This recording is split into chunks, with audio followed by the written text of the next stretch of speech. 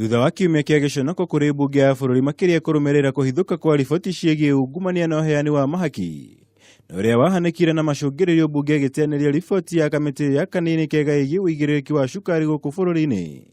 Atongoria matiganĩte rĩu nĩmathingatĩte thirikari kwerekeria maitho mwena ũngĩ arĩ igeria-inĩ rĩa gwetha nja ciĩgiĩ gũkorwo gwa cukari ũtakinyanĩirie ikĩro guku bururi-ini. This matter now must be outside the hands of Parliament. They had their opportunity. We have seen what has come out of it. And this is why we have been saying that an independent commission of inquiry may be the way to go. And this is solely in the hands of His Excellency the President. If salt loses its saltiness, then we must find other solutions. So if Parliament as an institution has probably not been able to effectively address the concerns of sugarcane farmers, are there other solutions? And I want to agree with my brothers that indeed there are many legal instruments, there are many tools at our disposal as government. Mũmbunge wa Mathare Anthony Orochi nĩarĩkĩtie kwandĩkĩra speaker wa bunge Justin Muturi akĩenda riboti ĩyo ya cukari ĩtemanio werũ bunge-inĩ. Akiuga njĩra ĩrĩa yahagũrirwo nayo rita rĩa mbere ĩtigĩte bunge na mbica njũru noguo nĩ harĩ bata ĩheo mweke wa kerĩ kũmũrĩkwo werũ. We have said that once bitten, twice shy.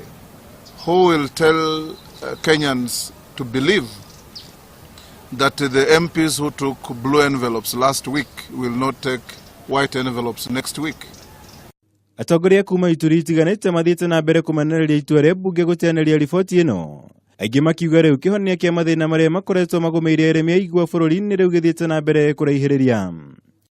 Mudavadi na Aruna rĩu magĩtigĩra mũrigo wa gwetha kĩhonia gĩkĩ President Kenyatta, kũrĩa mendekithĩtie kamiti ya mwanya ĩrĩa yombirwo kũmũrĩka mathĩna marĩa magũmĩire Kenya thutha wa gĩthurano kuumbwo.